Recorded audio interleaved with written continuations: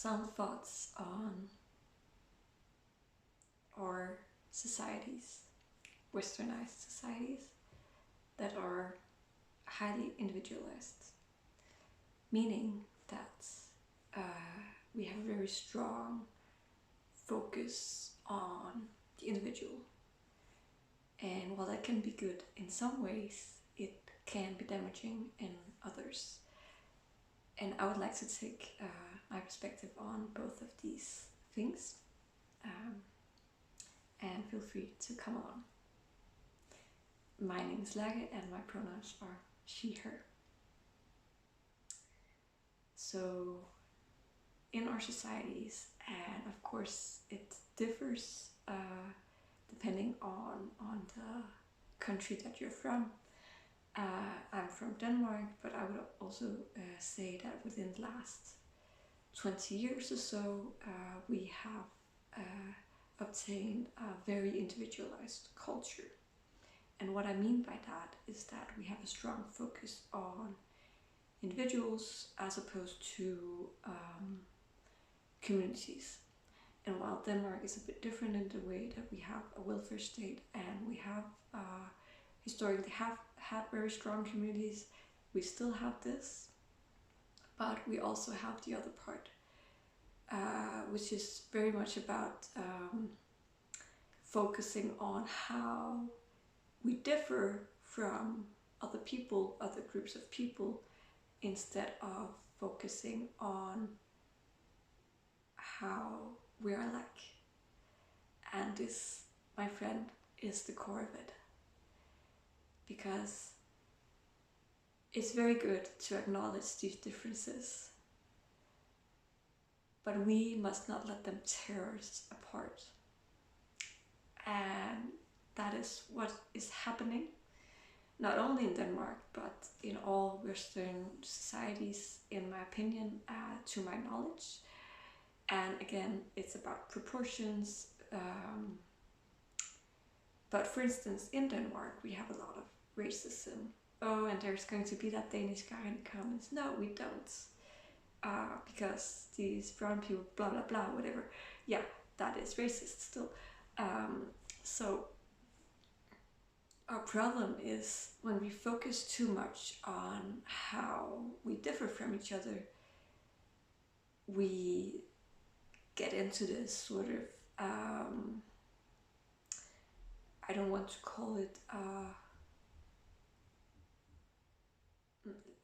maybe let's just call it conflicts. We get into conflicts. And especially for press groups, you know, it's like, oh, it's so hard for me. And I feel your pain. And your pain is very specific to your situation. And we must do everything in our power to make sure that you have the rights and opportunities as everyone else. But someone saying this may make someone else say, you're just being weak, or whatever, you know. It creates all of this clashes between groups in our society, because we are very much focused on all of the different parts of our identities. And I'm no stranger to this, because I grew up in this in this way, and especially within the last decade or so. You know, we have this very strong focus on our classes, ethnicities, all of these things that may make us privileged in some ways or disadvantaged in other ways. And that is extremely important. It's intersectional feminism. Let's not dismiss the importance of that. What I'm trying to say is that an over-focus on yourself disconnects you from communities. And while we may not have the same worldview or agree with all people, we share one very important thing: the fact that we are all human beings. We share our humanity.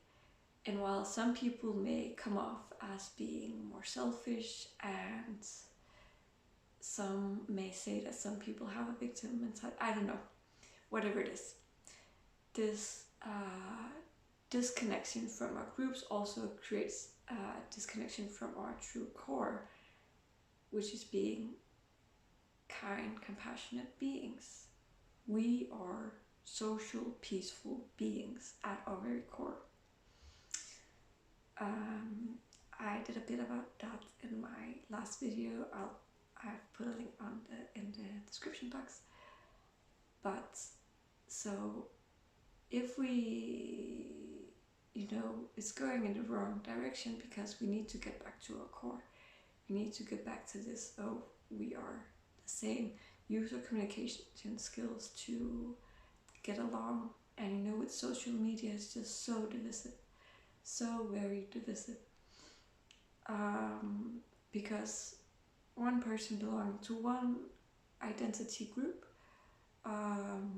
would maybe attack another person, and there's not a lot of communication, there's not a lot of listening, there's not a lot of learning from each other. There's a lot of expecting.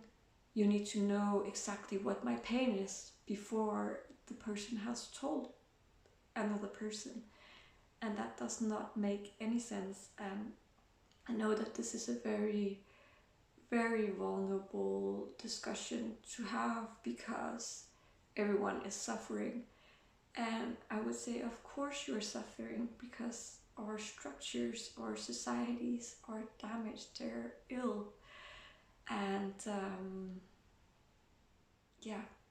it makes sense.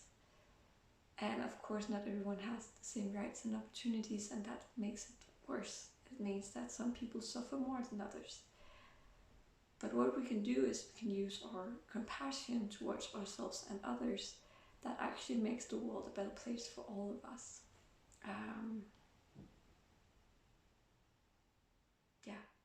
So the dangers of a very hyper-individualized society. Just my perspective, some of it backed on research, some of it not. That was it from me today, and I said